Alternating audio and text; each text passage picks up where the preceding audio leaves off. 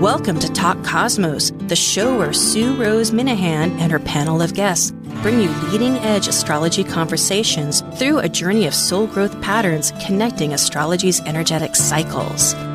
Get ready to understand your path in the cosmic roots of the stars.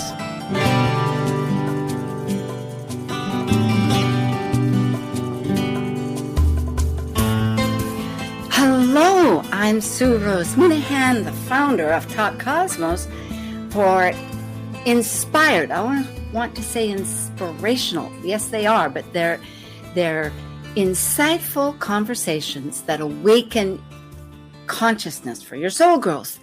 And today is April 30th, 2023, and we have a great panel of 8 people, including myself, for Astro Jam. And I will just begin because these are mystery charts. The astrologers don't know what they are. And we have just very few clues. In other words, what century they're at, which isn't a lot.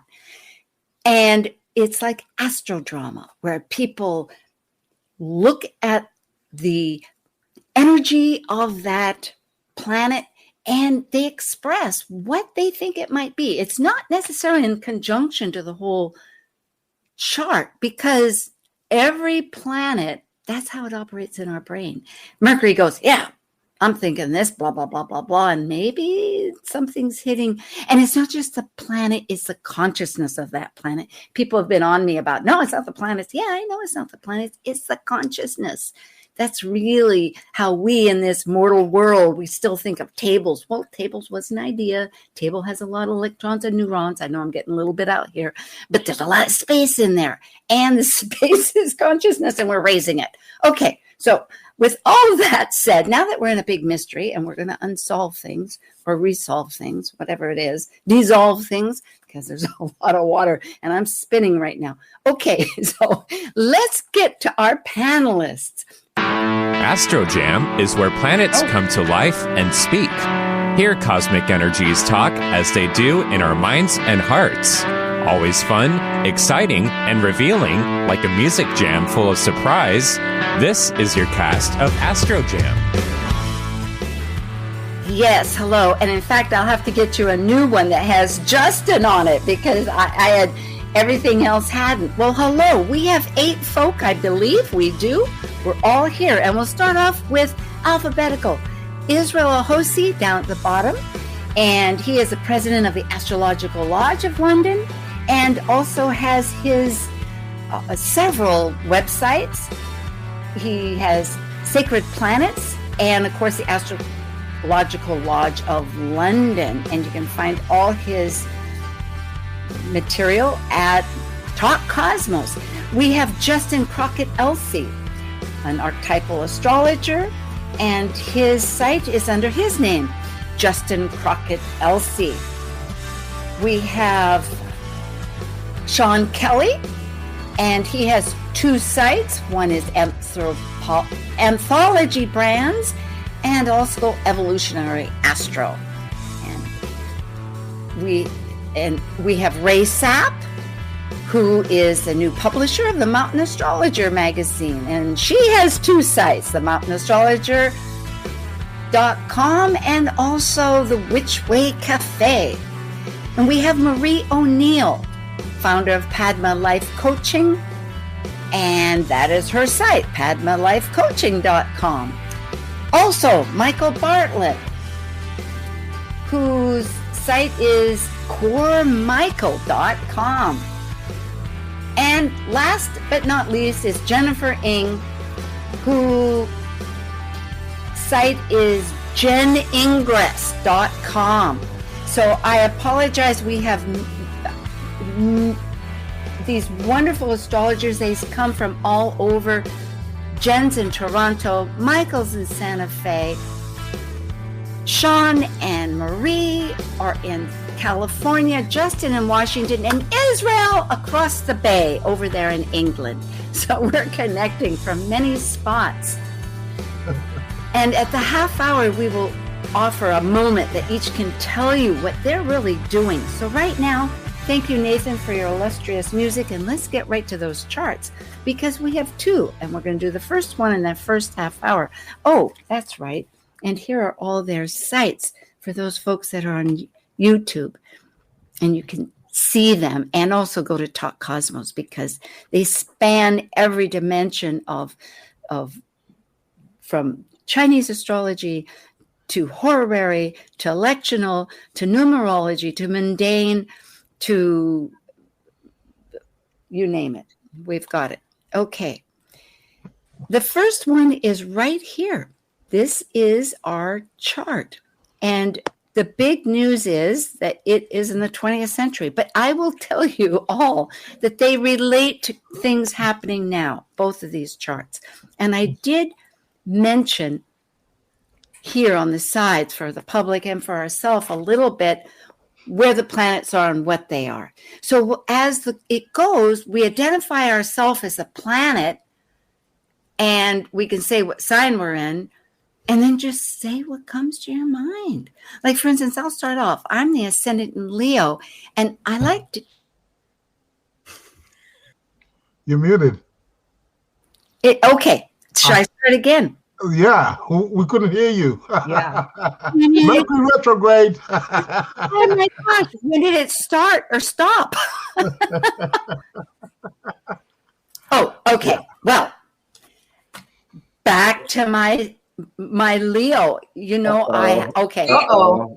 What's going on? You just revealed What's going on? Oh no, what's going on? Oh, Mercury retrograde. There you go. I'm telling you, man.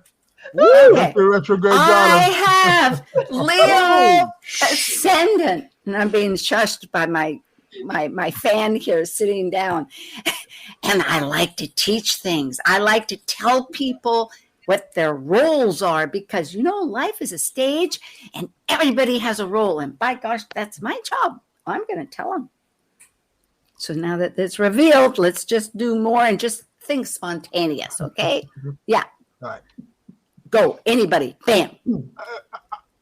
What? First, what chart is this? I mean, I'm looking at the chart. No, because the reason I said it, I mean, it says 30th of April, 2023. And that's today. That's today. I'm so sorry. I'm just identifying the chart only. Okay. It's no. It's their birth chart. And look at Pluto. That tells you a lot. Look at Pluto. It's 20th century. Yeah, of course, Pluto. Of course, right, okay. Right. I know it's that's why I was a confused. I was like, hey, and Neptune. I didn't help Venus much. is in Aries. Venus is in Gemini at the moment. What the hell? What chart is this? Well, I'm going to guess. I think you're talking Mercury. And of course, I have Mercury retrograde strikes again. This is Thank great you. stuff. That's from our illustrious. I think,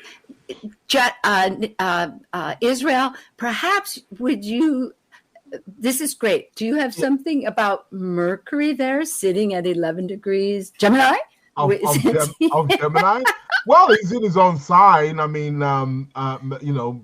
What do you have to say? What would you say if you were Mercury and Gemini right now? Oh, well, Mercury and Gemini is great. It's fluid. It's versatile. It can adapt. It's willing and wanting to communicate on all levels. It's jumping from one thing to another extremely very quickly. So, Mercury and Gemini, it's the Mercury hands. Mercury likes to talk. I think yeah.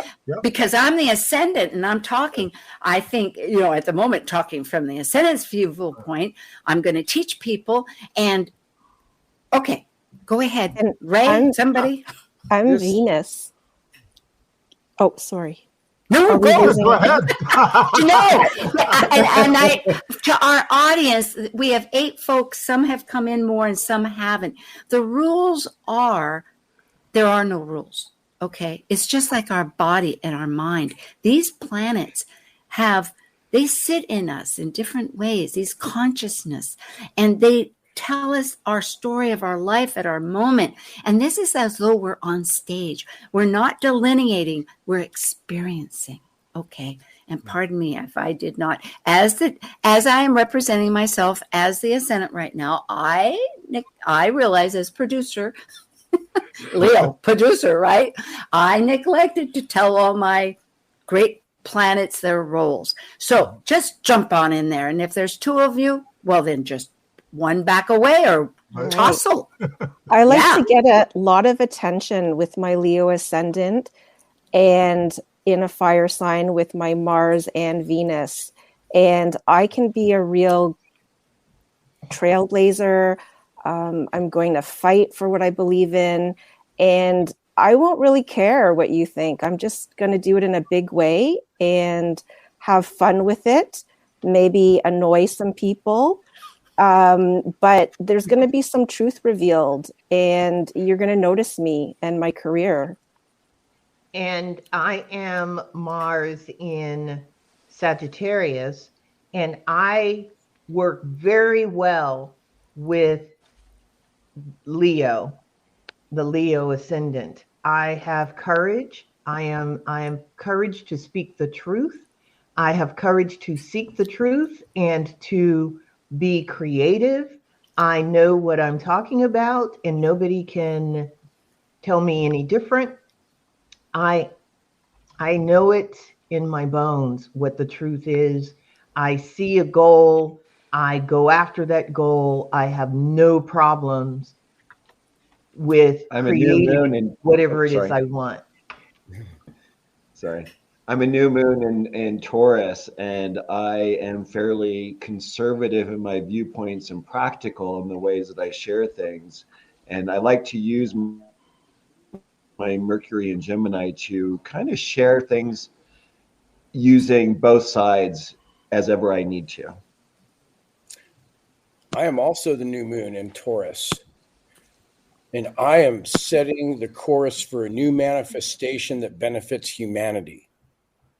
And I'm coming out of a consideration of what looks to be a recent Saturn opposed Pluto type of scenario and rebuilding the way I appear to the world. I'm Neptune in Scorpio, opposing that dark moon, asking you to submerge yourself into the deep, dark wells, lighting you up, making you so magnetic that people will be intrigued and want to hear what you say, even as they close their ears and run away. I am Jupiter in Virgo and the third house, and I seek to grow and expand by helping others, looking for needing to fix something, and looking at solutions and needing to fix something. I have to be careful of perfection, but I'm definitely have no issues with communications and getting my intentions out there. I'm also the sun in Taurus, and I really like luxury, and security is important to me. But I also like to chill out with my Neptune in fifth house and just have some fun and not always work so hard with my Saturn in Taurus as well. I am Pluto in Virgo, and I am always re-chewing everything I can even find to figure out what more can I, well, maybe I do destroy things. It's true. But I destroy things because they need refinement, by gosh, and I have the answer. And I have my buddy Jupiter there who makes things really big. And I am so impassioned and I'm committed. Obsessed, maybe some people might say, but you know what? I just gotta speak. That Jupiter is going to get it out. I am Uranus in Libra, and I get wonderful insight, sparks of insight that help me to see both sides of an issue. I am a part of a generation that is here to change, to be radical, to change the way we relate in relationships, to change the way we perceive in relationships. And I have individuated, I know who I am, and my perceptions are very balanced.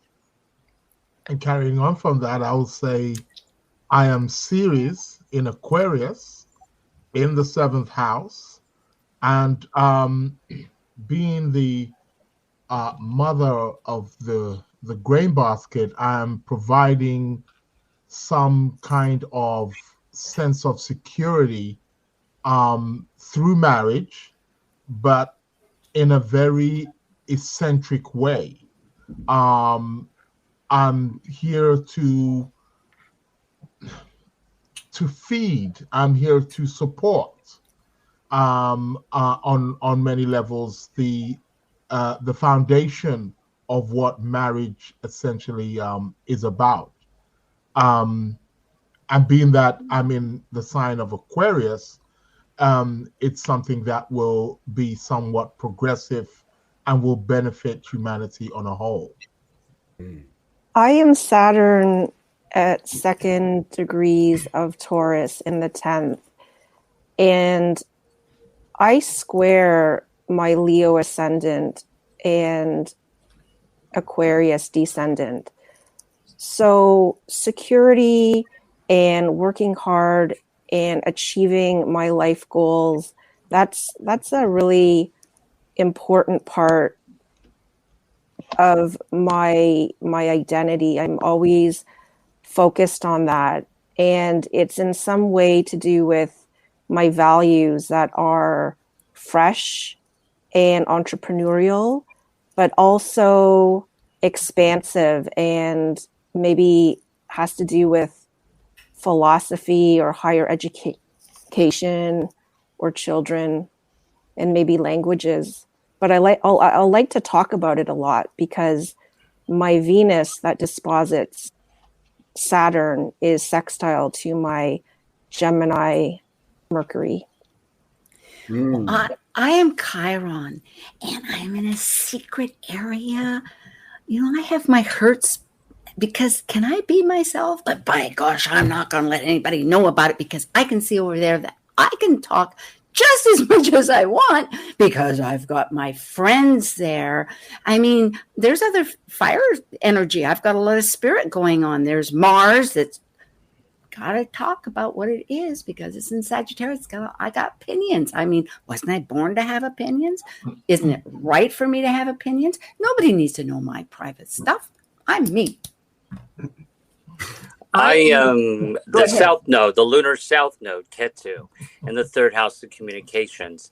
And I come into this life with a very logical, rational way of looking at the world scientifically. But my opposite, my twin, is in Pisces in the 9th house of publishing and higher education. And so life for me is all about, is it true or is it not true?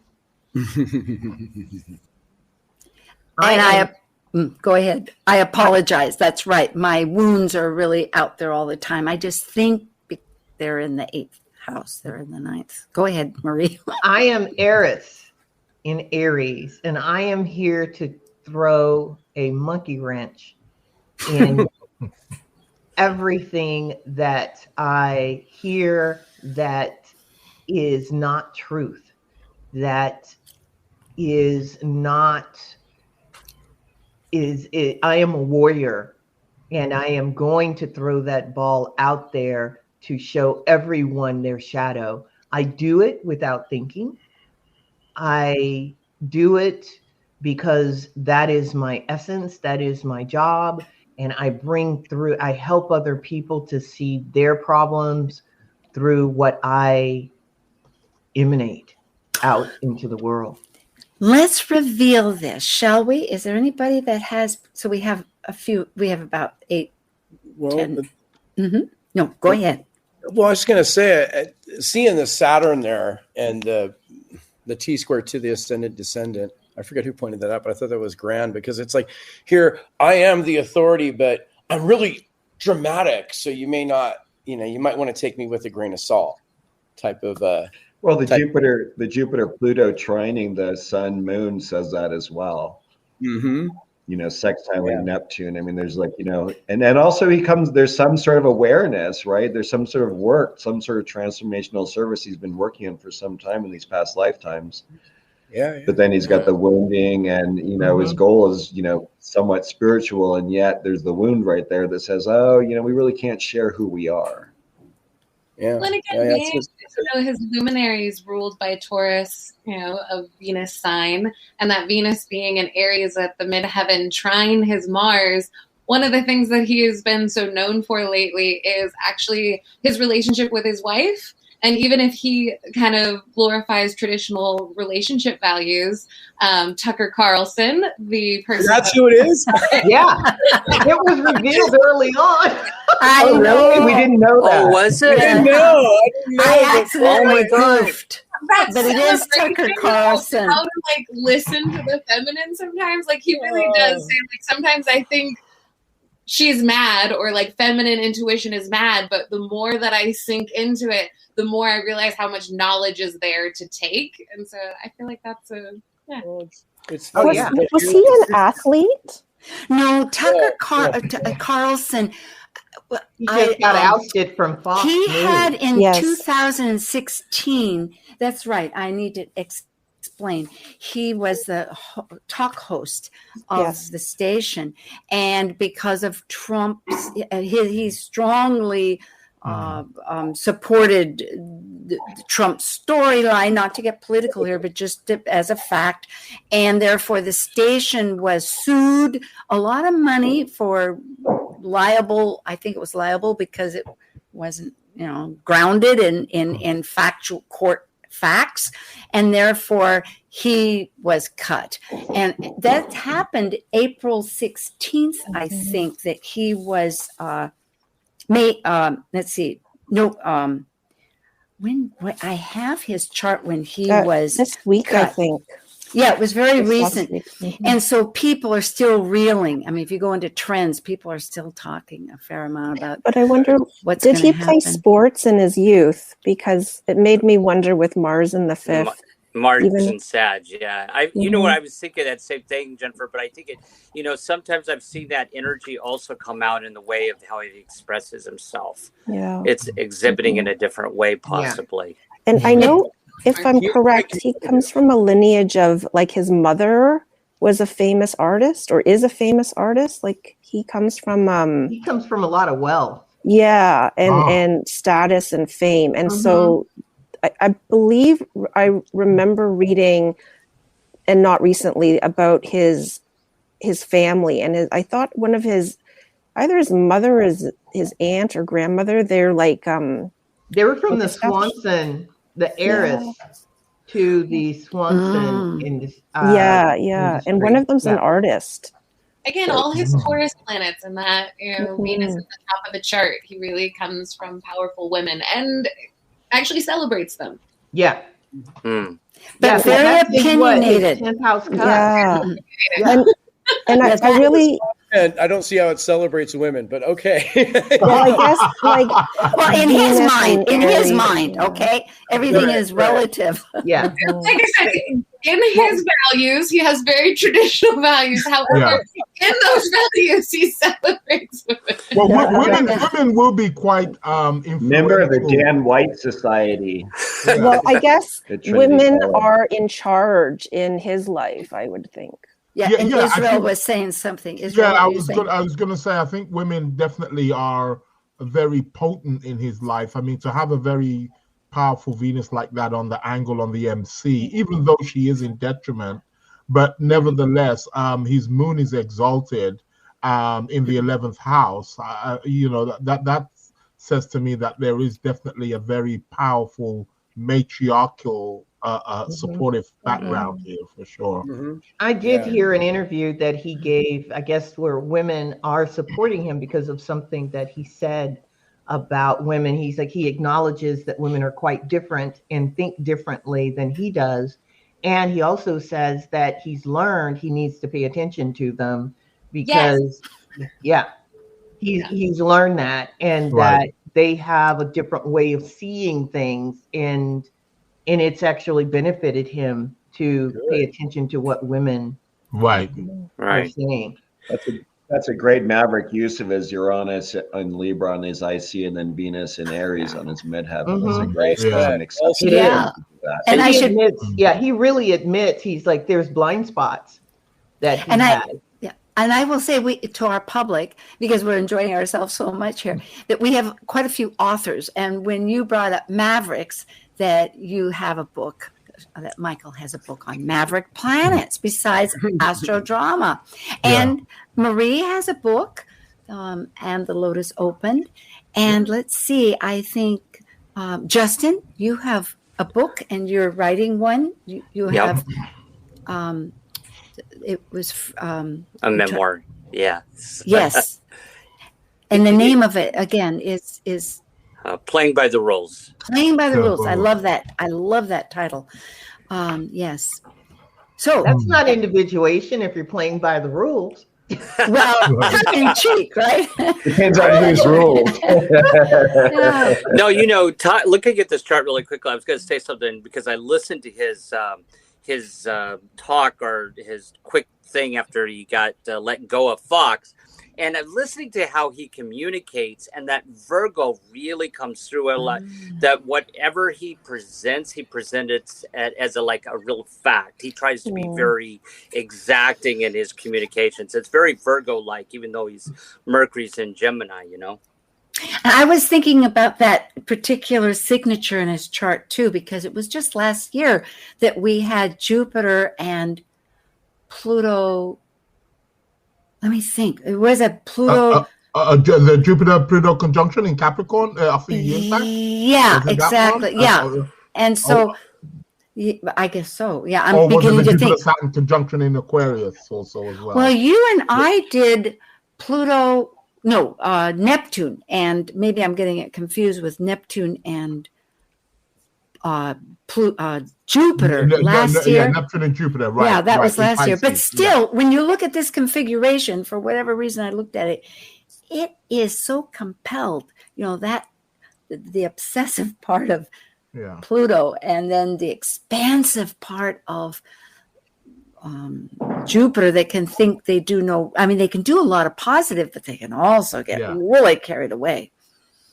But all of it's retrograde. So, I mean, it's very self-rationalized and it's subjective below the horizon on top of it. So, I mean, there's really it's good that first of all, I mean, it's nice because he's got a lot of personal planets. Most of the personal planets are above the horizon. So he understands that he needs other counsel. And I don't know about you all, but I find that there's usually strong for people who publish or who are in journalism that Taurus placements are pretty strong. Interesting. Well, wonderful. And I want to thank immediately before we take a break, going from the top up there, Marie O'Neill, Michael Bartlett, Justin Crockett, LC. Now everybody's changed. Israel Ahosi, Ray Sapp, Jen Ing, and Sean Kelly. Thank you. This is Astro Jam, and we'll come back for scene 2.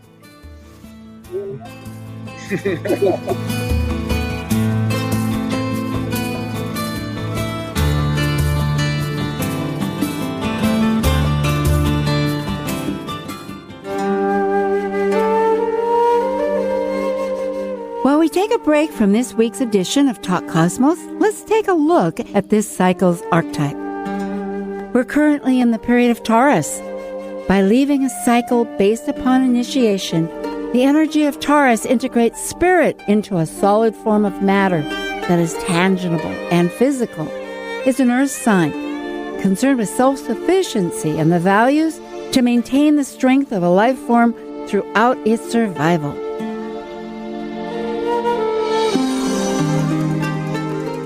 This is Martha Norwalk. Every Sunday morning, beginning at 9 a.m., thanks in part to NewProSupplements.com, we cover the world of animals. This week, May 7th, it's Shelter Rescue Sanctuary and anything that helps our animal friends Sunday. We'll check in with our regulars, Meow Cat Rescue, Help Animals India, and Seattle Dogs Homeless Program. Plus, we'll chat with the Ananda Institute of Living Yoga to find out all the great stuff happening there this month. Martha Norwalk's Animal World, Sunday morning, 9 a.m. to noon, right here on Alternative Talk, AM 1150. Talk Cosmos brings you leading-edge astrological conversations with hour-long programs each week on KKNW. The show goes live every Sunday from 1 to 2 p.m. Pacific. Talk Cosmos weekly programs are also available to watch live on Facebook and YouTube, along with daily chats throughout the week on the Talk Cosmos YouTube channel. While you're there, make sure you click like and subscribe buttons so you can get the full Talk Cosmos experience. Or, if you'd rather listen to the show archives with audio only, the entire podcast collection since 2018 is available on most podcast carriers. So, grab your coffee, tea, or kombucha and enjoy the show. Need help getting started with self-help? You came to the right place. Alternative Talk 1150. Everybody, thank you so much for subscribing to Talk Cosmos. This little portion, we always ask everybody what event is coming up in their life that they can present pretty quickly. And I'll begin because I was just encouraged to start an NCGR. I was going to say what all those words meant.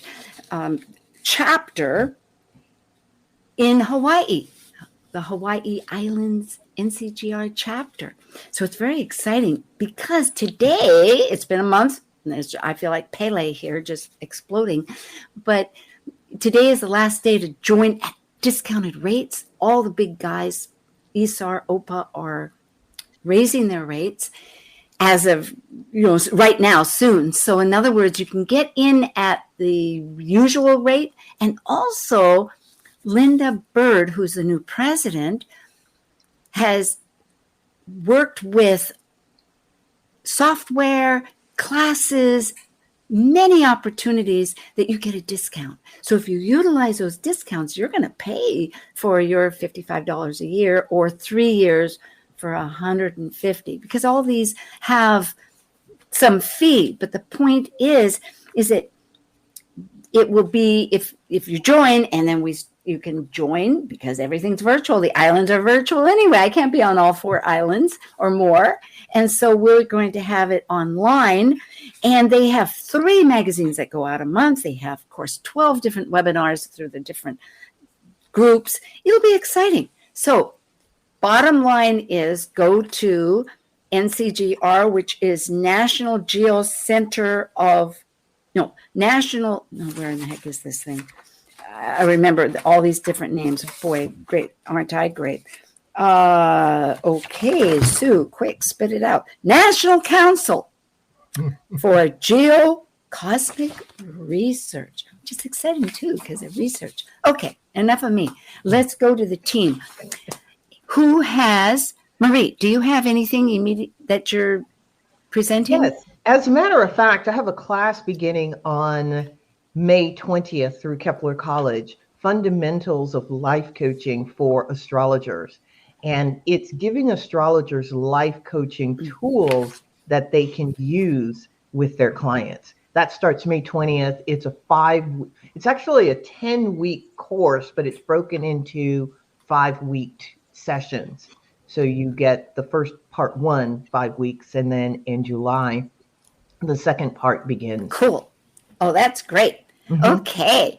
And let's see, Nathan, yes. Justin, do you have any kind of classes? Yeah, I have a workshop coming up called Astrological Yoga. I'm actually a yoga instructor, so I'll be doing a workshop on and it'll be involved with yoga, and so that'll be advertised coming up this summer, and it'll be online and in person. Now, would that be through your website, or is there a group that you would? I will announce it. Yes. Okay, very good. So, if you have questions, just ask Justin. Ray, what event would you like to announce? Our Cancer Solstice issue is going to be launching on Monday of the Mountain Astrologer magazine. It's a really exciting new issue. So if you are not a subscriber, you should become one or take a peek at one of your local bookstores and pick it up. We are also in the process of kind of creating this it's called the Neptune Underground, and it is the mertale for our mountain goat of a publication. And it's going to be a really playful space that's really kind of dedicated to the philosophies of the confessional poetry movement and how to use confessional poetry in alignment with your own transit and play with it that way. So, oh, I love this. I've written poetry all my life. I keep thinking I want to subscribe. And also, Mountain Astrologer has a discount involved if you get on today. That one ends today, but many of them that are software extend further. But that's another one that you can jump into. Jen, have you something you would like to announce? Yes, thank you, Sue. I wanted to share that I'll be working on the International Academy of Astrology Cardinal Cancer Ingress podcast featuring Sam F. Reynolds and founder Ina Stanley. And if listeners are interested in Astro Jam, Astrology Toronto, of which I'm a former co-president and board member, is hosting an in-person event featuring Jason Hawley the weekend in person of June 2nd to 4th. So I just wanted to plug that for the locale. Oh, goody. Okay. And I just see now, too, maybe, Nathan, we can put up the panels so that the person could be next to it. And then can you put the person larger? And if I could say, I'm open for consultations. I'm currently doing medical astrology with Lee Lehman, the stamp 2. And I do Chinese astrology and regular Western astrology. And I will say that thank you for bringing that up, Jen. All the astrologers have their focuses, and so that would be great. Israel, hello. Hello, England. yeah. Yes. How would you like to share? Yeah, well, for me, I've got two upcoming courses. One is a horary course. For those of you who know, I'm sure you're familiar with the concept of horary, but if not, it's the idea of being able to answer a question by erecting a chart of the moment. That course is going to be a 7-week course, and that's starting on the 24th of May on Wednesday. It will start at 7:30 p.m. UK time. And the next day on the 25th of May, I will be starting it's astrology for beginners. And it's traditional, medieval, and modern psychology, astrology, all fused. And I will be teaching the approaches, the understandings, the methods and techniques. And that's going to be a 10-week course. And all the details are there also on my website as well. And that's for complete beginners who just want to take it from the grassroots up. So that will be on the 25th of May. Okay. And so for folks, I think when Israel says you're referring to sacred plants. Yes. Yeah, that's correct. Yeah, sacred plants. Thank you. So, Sean, do you have something that you are putting out the rest of these great astrologers? No, I don't. But boy, okay, I know you. For that. That's okay. I know that you were doing a workshop and that you've done lectures, but if it's not right in queue right now, that's okay. No. I have so many other things of focus that are. I know you're in need of my attention. You just had snow beyond your roof, so. Yeah, that's true. Yeah, you did, Michael. Perhaps you'll finish us with what you might have coming up, if you have something. Sure. On June 22nd, I'll be doing a free webinar for Kepler College on astrological mavericks. Do you have ways to change the world? So if you have planets in the same sign as your angles, doesn't really matter what house system you use.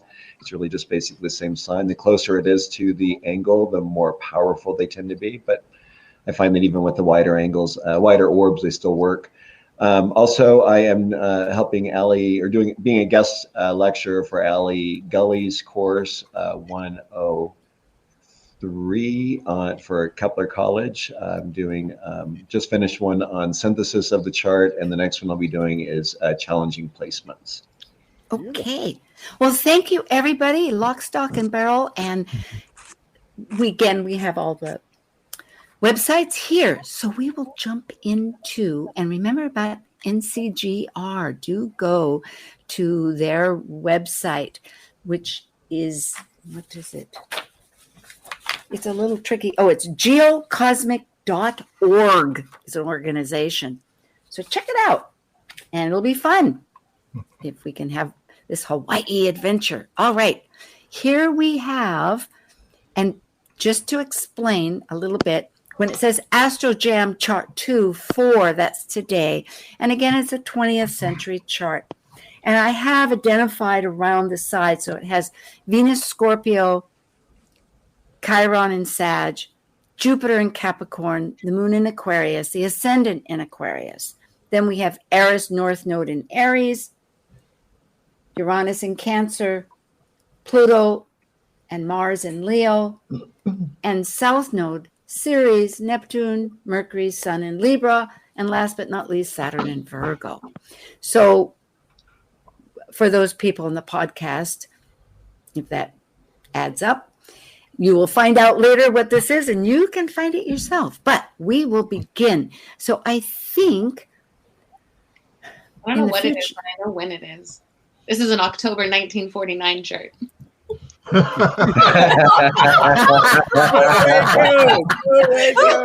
right, we've got that nailed down. So I think I'll start with the ascendant again. I'm the ascendant in Aquarius, and I want to network with my like-minded people and think of the group. The group is so important. It really overtakes any kind of energy that the individual has. But it's sort of debatable because I see that emotionally, I do realize that there's some difficulty and trauma with that.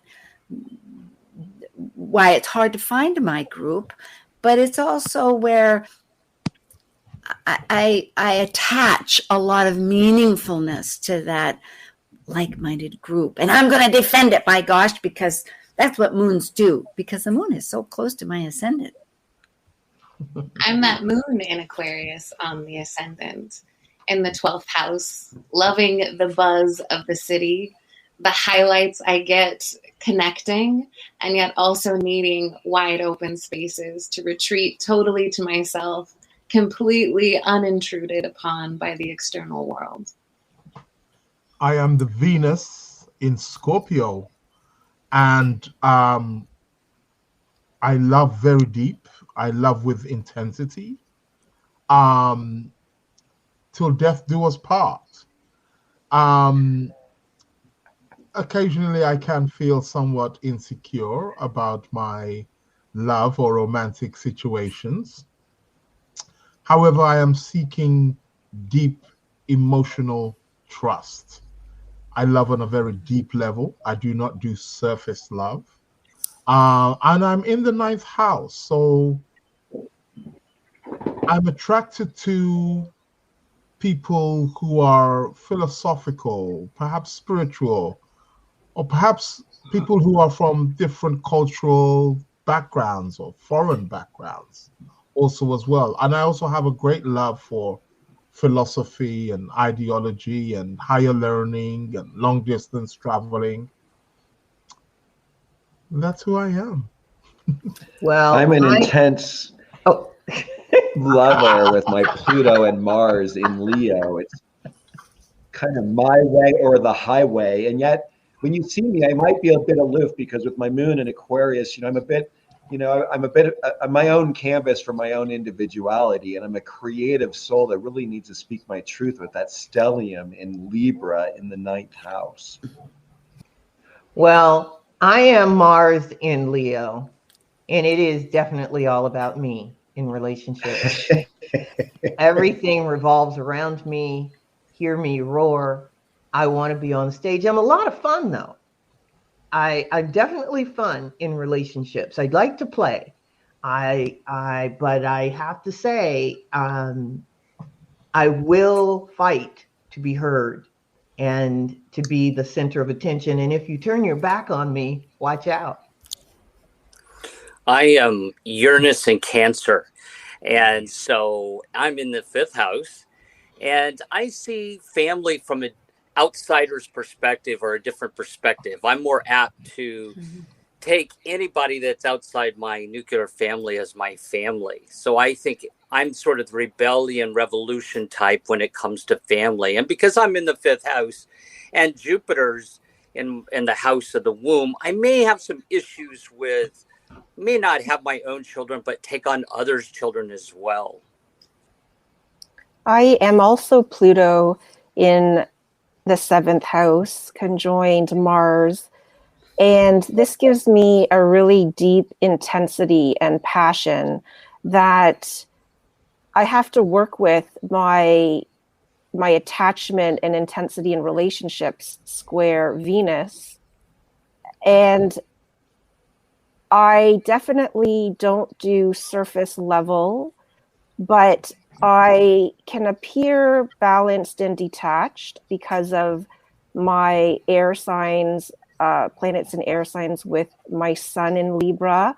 I can be very diplomatic and strategic. So you may not know that I'm intense, but I really seek truth because I have my ruler of the 8th, Mercury, in the 8th with my sun in Libra.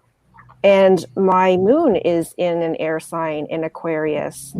And my moon being in the 12th, but on the ascendant, I do have my pulse to what's going on outside in my daily interactions. I am Mercury conjunct Neptune conjunct Ceres, conjunct my South Node, and I am so exquisite at manipulating things to get what I want, and I'm so good at taking what looks like to be just the most disgusting thing ever and making it look beautiful and smell like roses.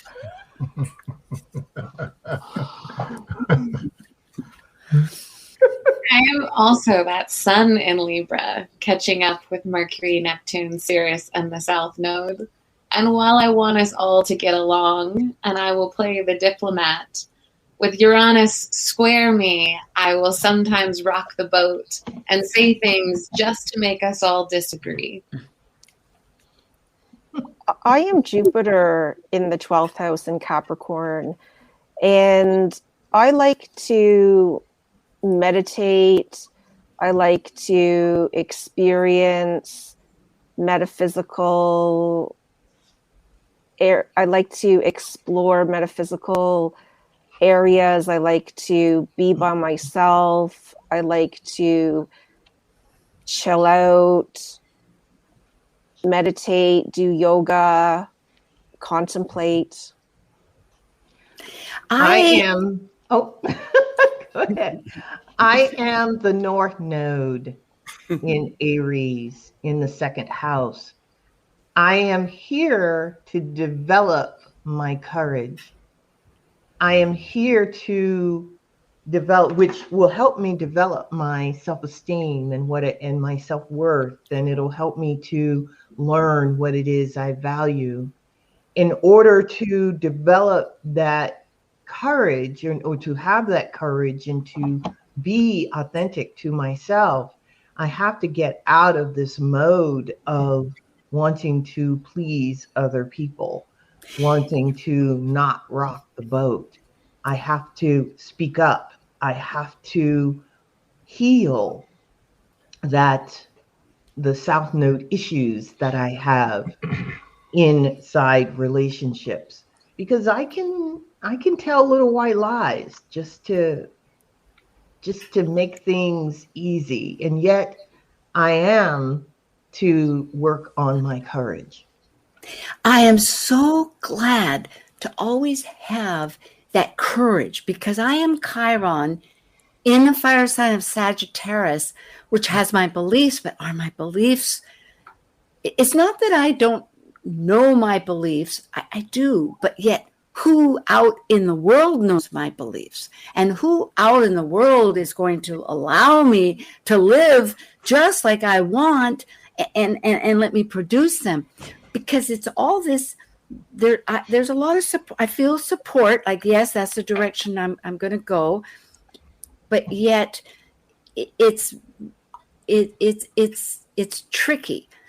And I think, and I remember too, I happen to be at the same degree that Ixion, the dwarf planet, was.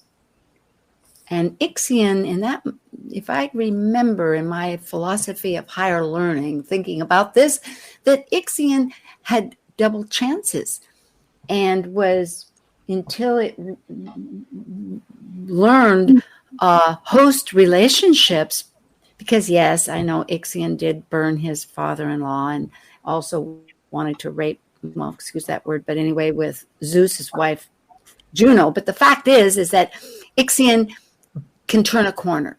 And if I wonder if that is what is being seen somehow in my relationships here in the external world of capacity of my job. But I'm going to be very powerful. I'm going to take those beliefs and show the world that I can do a second chance.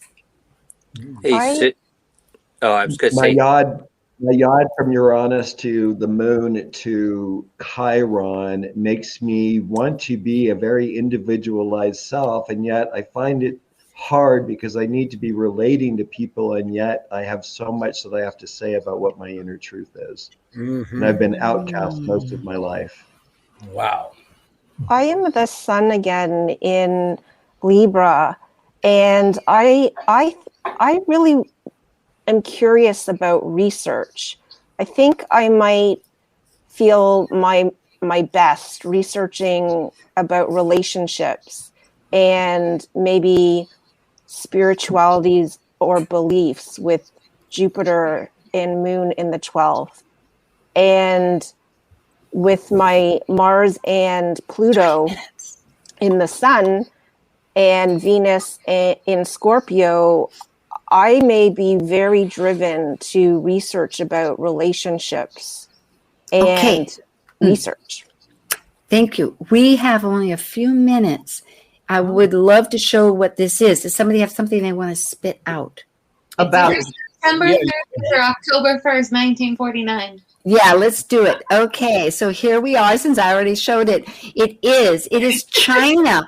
It in the most recent to the People's Republic of China, which is fascinating. And what I found out was also, if I did the directed, I love directed charts. I was curious, like, why is this? Because China keeps coming up in the news a lot, as we understand, but there's so much.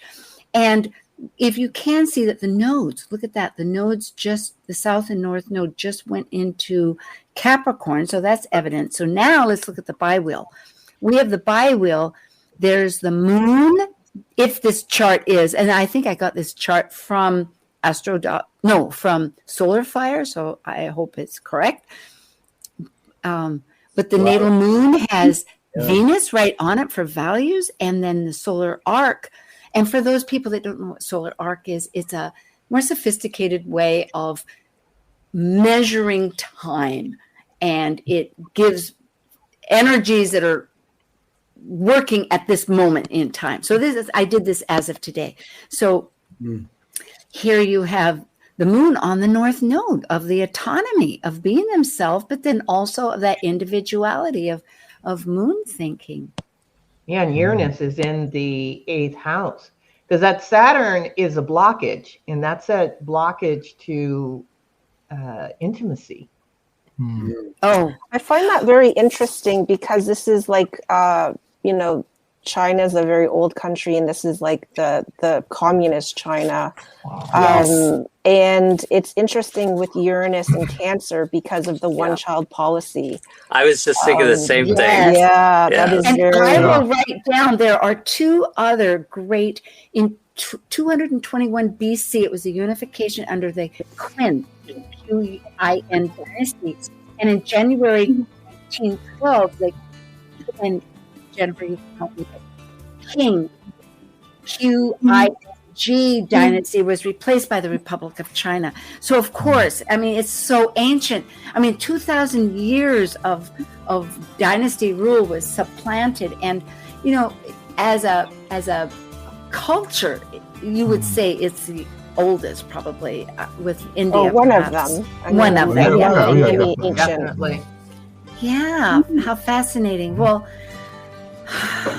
thank you. This was Great fun. stuff. That was a rush. Thanks a lot, Sid. Yeah, Thank you. thank you all. You're just so tremendous. That's Teresa, Justin Crockett, Elsie, Marie O'Neill, Jen Ning, Israel Ahosi, Michael Bartlett, and Sean Kelly. Thank you, everybody, and to our wonderful fans. Subscribe, look at they're online, and join. Thank you for joining us on Talk Cosmos, the show where Sue Rose Minahan and her panel of guests connect soul growth patterns with the energetic cycles of astrology.